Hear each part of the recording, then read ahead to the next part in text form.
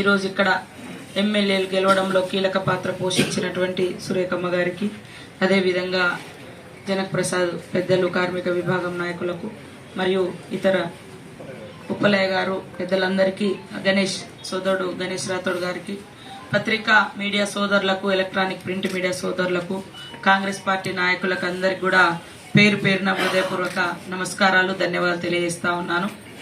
ఈరోజు ఈ ఉమ్మడి ఆదిలాబాద్ జిల్లాకు ఇన్ఛార్జి మినిస్టర్గా రావడం నాకు చాలా సంతోషాన్ని, అదేవిధంగా అదృష్టంగా భావిస్తా ఉన్నా. ఎందుకంటే వెనుకబడిన ప్రాంతాల యొక్క ప్రజల యొక్క అవస్థలు తెలిసినటువంటి వ్యక్తులుగా ఇలాంటి ప్రాంతాలలో మాలాంటి వాళ్ళం ఉండడం కూడా, మరి మారుమూల అటవీ గ్రామాలు కానీ, గూడాలు, తండలు, దళిత వాడలు, పల్లెలు, అట్టడుగు వెనుకబడిన కులాలు, మైనార్టీలు, అన్ని వర్గాల ప్రజల సమస్యలు కొంత అవగాహన ఉన్నటువంటి వ్యక్తిగా, అదేవిధంగా ఆదిలాబాద్ యొక్క భౌగోళిక స్వరూపం కానీ, పేదరికం కానీ తెలిసిన వ్యక్తిగా నాకు ఈ యొక్క అవకాశం వచ్చింది. దానికి నేను అక్కడ ఉన్నటువంటి రాష్ట్ర ముఖ్యమంత్రి గారికి, డిప్యూటీ సీఎం గారికి ప్రత్యేక ధన్యవాదాలు తెలియజేస్తా ఉన్నాను.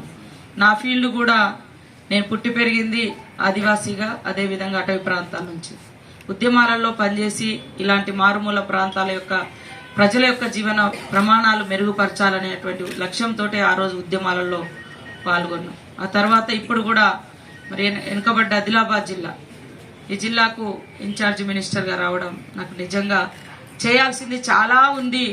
కాబట్టి మీ అందరి యొక్క మీడియా సోదరులు కానీ, ఇక్కడ స్థానిక ప్రజాప్రతినిధులు కానీ, ప్రజలు కానీ సహకరించి రాజకీయ కోణం కాకుండా పేదరిక నిర్మూలనే లక్ష్యంగా ప్రజల యొక్క ఆర్థిక జీవన ప్రమాణాలు పెంచి ప్రతి గ్రామానికి సౌకర్యాన్ని కల్పించేందుకే అందరం కలిసికట్టుగా ఈ ఉమ్మడి ఆదిలాబాద్ జిల్లాను అభివృద్ధి పదంలోకి తీసుకెళ్లడానికి ఈ జిల్లా ప్రజలందరి యొక్క సహకారంతో పాటు రాష్ట్ర ప్రభుత్వం యొక్క ప్రోత్సాహం కూడా ఉంటుందని భావిస్తా ఉన్నాను. అందరికీ